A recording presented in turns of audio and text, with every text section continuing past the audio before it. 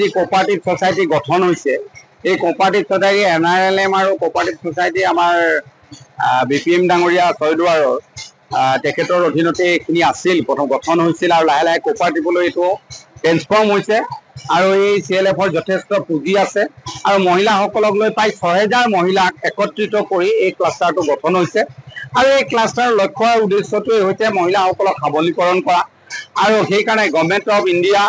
Government of আসামৰ কিছু support লগতে মহিলাসকলৰ অধ্যবায়ী তেওঁলোকৰ চেষ্টাত আজি LMCLFে যথেষ্ট আগবাঢ়ি যাবৰ কাৰণে সক্ষম হৈছে আৰু তেখেতলোকৰ আজি এনুৱেল জেনেৰেল মিটিং আছিল মোকো নিমন্ত্ৰণ কৰিছিল মই মহিলাসকলক উৎসাহ জনাবৰ কাৰণে তেখেতলোকে কৰা কামবিলাকৰ কৰ্মপ্ৰেৰণা পাবৰ কাৰণে আজি বিধায়ক হিচাপে উপস্থিত হৈ তেখেতলোকক এটা শুভেচ্ছামূলক বক্তব্য ৰাখিলোঁ আৰু তেখেতলোকৰ CLFটো যাতে ভৱিষ্যতে আৰু আগবাঢ়ি যায় তাৰ কাৰণে প্ৰভু ভগৱন্তৰ ওচৰত কামনা কৰিছোঁ। আমাৰ এই কোঅপাৰেটিভ সোসাইটিখন আপোনালোকে নিশ্চয় জানে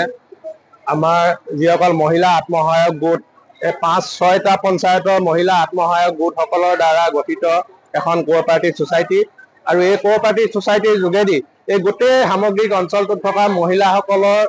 আৰ্থ সামাজিক যি যাতে উন্নয়ন সাধন কৰিব পাৰে তাৰ লগতে গোটেই অঞ্চলবিলাকৰ যাতে অৰ্থনৈতিক এটা বিপ্লৱ তেওঁলোকে আনিব পাৰে যাৰ জৰিয়তে আমাৰ